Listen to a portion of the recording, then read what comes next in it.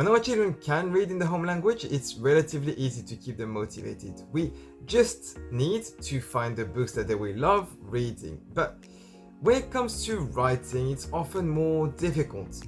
It can easily look too academic, like extra work, like a chore.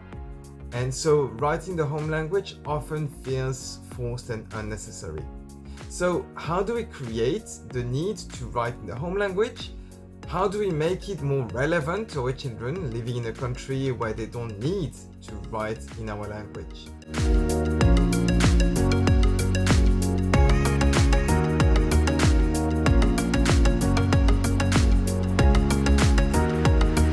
It is very clear for our children that writing the school or community language is a needed skill to develop. So they will do it. They will put the effort to learn it and to improve. And they have so much practice in school that they are likely to find it the easiest to write in. So our children, like us, are pragmatic. So why would they write in the home language? And if the home language is not needed, what can we do? Can we make it the most natural option, the easiest option, or the only option? So how do we make writing in the home language the only option? One easy way to do this is to get our children into the habit of writing messages, emails, greeting cards to members of the family or friends who only understand that language. It's the same as when we speak to people who only understand one of our languages. Even though it's not our best language, we're going to communicate in that language because it's the only one. It's going to be the only option.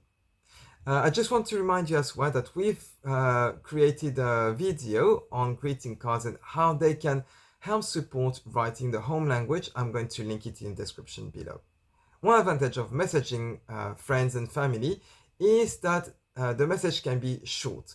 You can attach videos, you can attach photos, so it's a bit more interactive. You can share a lot more easily. And the writing can be minimal, so we can put less pressure on our children to write. And another amazing feature from text messaging is that they have the predictive text. So predictive text is when you start typing a word and you have different options, and then you just need to choose one. It's going to be helping our children by making the writing process easier. Now, there is another way to make writing the only option, and that's games. With games, you have loads of rules that you need to follow to be able to have fun. And writing in the home language could be one of them. In our books, we have loads of games and activities you can choose from. I'm just going to mention two of them that are quite good to get our children to write in the home language. In the Parent's Guide to Raising Multi-literate Children, you have number 53, which is Reinvent the Rules, where our children just take any board game or card game and they need to reinvent the rules. And to make sure that we don't forget them, it's good to write them. So our children can be writing these rules and make up these rules. Another one that's from the Toolbox for Multilingual Families is the category game. Uta has created a video where she explains how to play it, so I'm going to link it in the description below as well. But the main point I want to make is that with games comes rules. And the rules make the game fun because there are challenges. So one of them could be to write in the home language. Remember to make it pleasant and to make it necessary in the game. And so that it doesn't appear as an additional thing to do that's not necessary. But otherwise, it can contribute to making the game fun.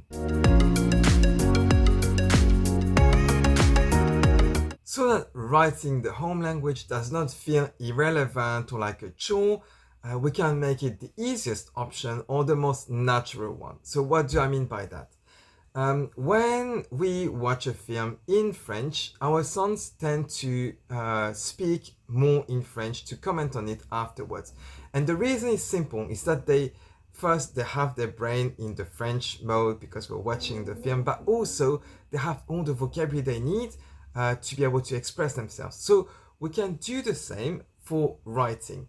And that comes with providing them with the vocabulary or for them to work with the vocabulary they have already to produce something written. Let me give you a concrete example. Let's say you want to bake a cake and you open a recipe book that happens to be in your home language. You're going to have all the ingredients written in your home language. But if you don't have all the ingredients, you're going to make a list with all the ingredients you need to buy at the shops. And that could be one thing that your child is going to do, so to write all these ingredients. And the easiest way would be to just copy what's in the recipe book instead of trying to translate them in the community or school language. So in that way, even though the home language might not be the easiest for them to write in, it can be the easiest in that case because all the vocabulary is provided and they have all the spelling, etc. So they just need to copy. If you want to make it more like a game, you can use the Create Your Own Menu activity in the Parents Guide to Raising Multi-literate Children, where you provide a menu to your child where they can choose different options. So they can have side dishes, or if it's a pizza, for example, they can choose different toppings, and they're going to have to write that and give it to you to prepare for them to eat. I have explained how to play this in details in a guest blog post that I wrote, so I'm going to leave the link in the description below as well. One very powerful aspect of this activity is that they can choose what they want to eat. So they can choose that they want an ice cream for dessert, or they want fizzy drink, even if you generally don't allow fizzy drink at the dinner table. And they can also choose what they don't want to eat. So if, let's say, your child, for example, my sons, they hate mushrooms, but every time there is a bit of mushroom, they have to eat a bit. Here they can say no mushroom. And you follow what they write, so you don't give them any mushroom. And that could be very powerful for them to be able to choose in that way. So at the beginning of the video, I mentioned that writing could look a bit too academic, like a chore, like something unnecessary. That's the feeling our children get when they have to write for the sake of writing, not because it gets them to something. And in this activity that I just described, the Create Your Own Menu, this is avoided. And this is maybe the logic you can follow to get your child motivated into writing, so to make it purposeful. That's also the key idea that led me to write my graphic novel, bilingual graphic novel. This book is created to give a reason for children to write in their home language. So if you want to learn more, check my website. It's linked in the description below. So let us know which advice you found the most helpful in this video, and make sure to share it around with your friends, family, so they can benefit from it as well. And I'm curious to know as well if you do anything different, if you have any other ideas to make writing more relevant, easier for your children. So write them down in the comments and I look forward to reading them. And as always, if you like this video, make sure to subscribe and ring the bell icon so you can be notified every time we publish a new video. Have fun with your languages!